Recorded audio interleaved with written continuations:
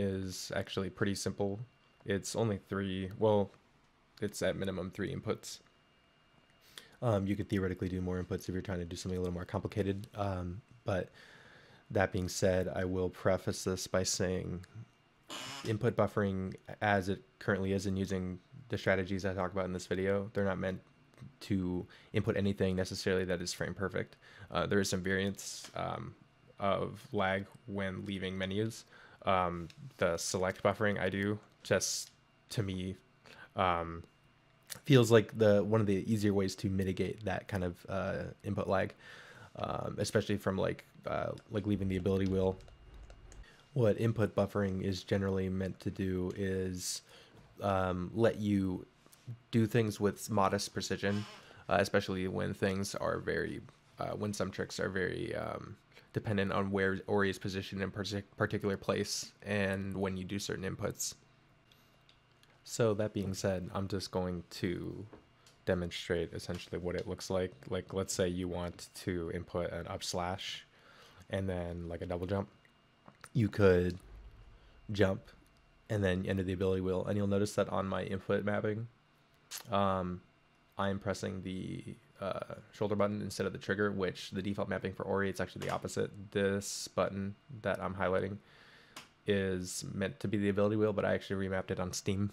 You can just do it natively through Steam's program. I just do that because I think it's easier to do mini buffers like this using the shoulder button. That's up to you though, mileage may vary on that one. But yeah, moving forward, so you would enter the ability wheel, and then from here you would actually hit the select button. It's really simple, just do that. You can access like these sub menus through a lot of other menus, which is really convenient, because from here you can actually just let go of all your inputs and just kind of do whatever you want. But from here, we're actually going to use the face buttons. I'm going to press the B button to cancel out of the menu, and then I am going to hit. In this case, I want to do slash, and that's mapped to X, so I'm going to hit the X button. So I'm going to do BX, and then I do want to enter the ability wheel because after that that lag's done, the Ori's going to be moving. It's going to take the input, and then the next frame you want to hit the ability wheel just to kind of freeze it again, and then you're going to rinse repeat. So it would look like this. And you heard the slash, and you see the animation starting, but you lost like maybe a frame. So this is a good way to just kind of do an input and then be on the next available frame. If you do it, to a level of precision where you hit them all with frame to frame to frame.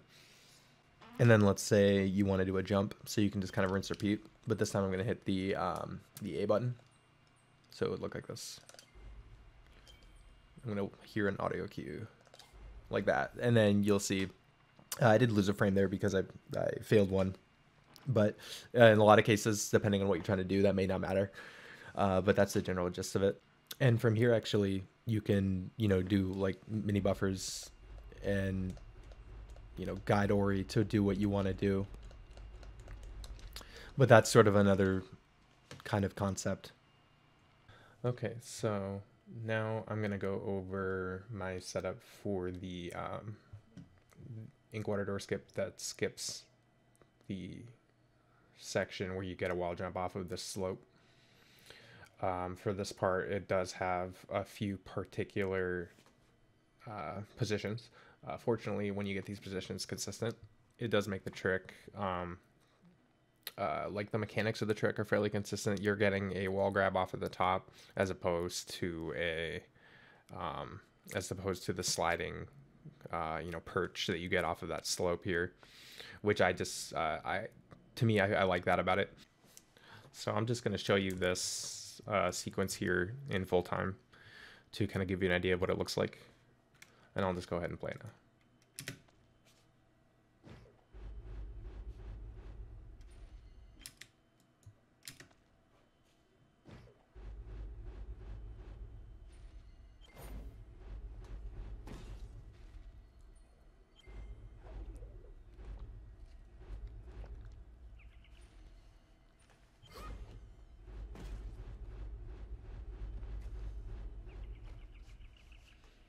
Okay, so for this first section, you're going to be jumping off of this position here over to right below this little spike, or actually you're going to be kind of beside it. This position here is very important, and it's kind of hard to see it using my media player, so I'm just going to adjust the image right now like that, and then that brings up this little like upside down parabola here. And if I advance the frame a little bit, it's hard to tell because I'm already sort of in the right spot in this video, but this little slope kind of goes down here and then goes back up, and I'm sort of, if you notice, there it is, that's a better, it's going to wave in the wind, but it's going to settle, and I use that lowest point as a reference. So you're just like a little bit above the parabola, like right there. And you may think that, yeah, this is fairly easy to do with debug because you have, you know, this geometry to show you how to do it. But a good frame of reference without debug is that Ori's tail sort of stops right near the bottom here where that touches. So you can try to line that up and kind of extrapolate and imagine the box as it is here. But yeah, so once you have that, I'm going to bring back the image to normal. Yeah, once you have that position, you're going to do a jump, and you're just going to hold the full jump. It's going to be like the maximum that is available to you. So as we approach that spike, I'm going to start doing some pause buffers. I start doing it a little early here. You don't necessarily have to do it that early, but I'm looking for a very particular frame. So because what we're going to do is we are going to use a slash to bypass the spike while maintaining the same level of like horizontalness. And the way we do that is we get up close next to it like that.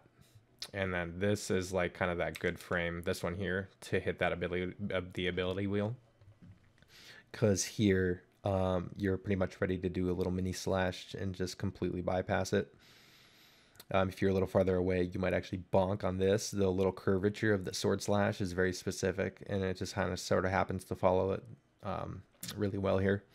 So you'll notice I'm going to open the, so from here I'm going to do the buffer strategy, and I'm going to open the select menu at some point here. There we go. Okay, so then now that I've done that, I'm going to start buffering my directional inputs, which are going to be an up and right, because you want to do like an up slash moving that direction because you have all that momentum. So I'm going to be holding that, and then I'm going to do that that cancel where I press the B button, and then I hit the X button for slash, and then I immediately open the ability wheel. Oop. So I just found out that I can change the speed of the video, which is pretty cool. So I'm just going to start doing this.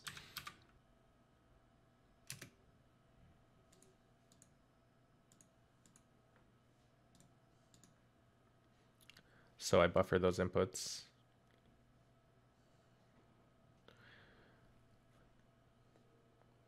And you notice he's doing the sword slash, and now I'm doing an ability wheel buffer to get Ori on a specific frame on the other side.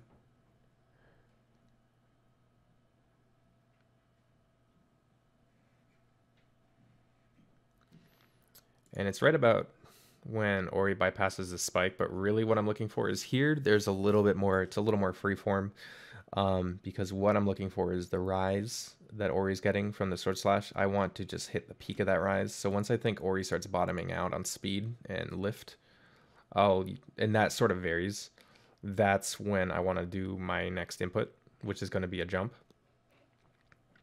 So here I open the select menu again, I do another buffer, except this time I do a jump.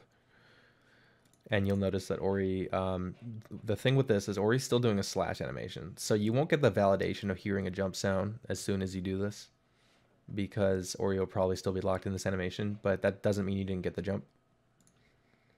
So you'll notice here, it doesn't look like Ori got the jump until here you get the animation, and Ori's got a little bit of lift from that, which is actually nice. And here we basically want every amount of lift that we can possibly get, because we're trying to reach here with a single double jump, or with a single jump and a sword slash. And the thing that's important to note about Ori when Ori's jumping is that on a specific frame of Ori's jump, Ori will no longer be able to, Ori will sort of get locked into a parabola that goes up and then down. But you're able to curve that parabola up if you actually invert the direction you're going before a certain frame. And it's important to keep that in mind because we want to get the lift to bring Ori this way to kind of curve Ori up rather than over and then farther to the right and then downwards over here. If you do it too late and you start curving back too late, Ori will fall over here. And we just want to make sure we keep Ori in this little region here. So we're going to buffer until about here. The frame of reference I like to use is about one of these boxes over. So like think about this as like a wall, maybe about one box over. When you're not using debug, a good frame of reference is about when Ori starts to like there's a canvas here. Let me see if I can up that brightness again. So you see the canvas here. When Ori is completely not hidden by the canvas, that's a good frame of reference. But this part is also going to vary a little bit. You got to kind of play with Ori's animation, and it's going to depend on where you're positioned over here. So the most important thing kind of is, you know, at the very beginning, the position that you're here when you hold that jump is going to be kind of your primary form of variance. So you want to make sure that this part is accurate so that when you get to this jump, you are hugging this as close as you possibly can. And something I didn't mention is that when you get to here, a good thing that you can use is there's an audio cue of when Ori comes into contact with this little spike on this side, you'll hear a little, you know, like a little bonk, which you can use. And sometimes there's even like a dust cloud animation that persists through the ability wheel. But yeah, so you're gonna, let me disable this. So you're going to start pulling back right around now. And you'll notice that Ori did change directions and went over here.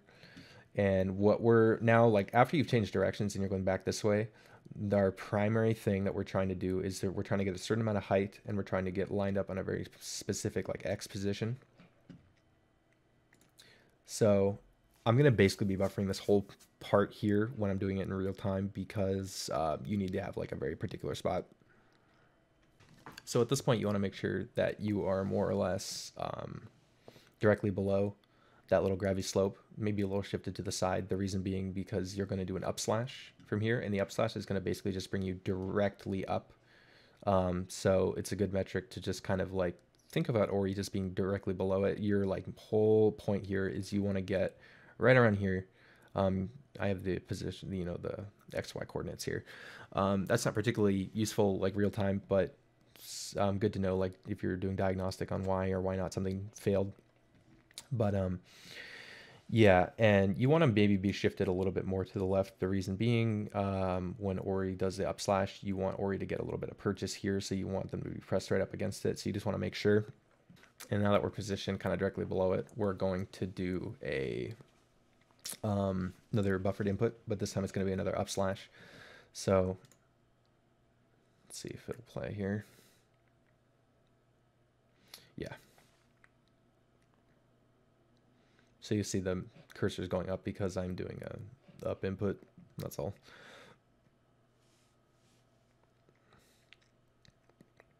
And now that you see I got it, you don't really need to buffer this part. You can, if you want to just like, if you're cautious and you don't want to fall down here, you can kind of save it if you fail. But you see Ori is coming in contact with this little upper part here. And that up slash gives you a lot of height. And part of the reason why that up slash is giving height is because when we turned around during the jump, we actually were still in the process of that lift from the jump. So the jump wasn't done giving us height when we did this up slash. And you want to make sure that you want to bank on that, because if you're like really far down here or you go really far out and you try to bring yourself back, you don't have that many frames after the jump to do the slash, because you want as much as that lift as you possibly can get. That's just something to keep in mind. That's why you want to be really close to this wall if you can, which brings you back to how important the starting position here is. And yeah, and then once you get it, I kind of buffered here. Let me speed this up back to normal time. Yeah. So that's pretty much the gist of that. I'll play it again one more time in real time. So I do the jump. I do the buffer until I get about here. Do the up slash, brings me around the curve. Once I think I'm getting all of the height I'm going to get out of that, which is not much, turn around and then do the up slash. Yep, and that's that.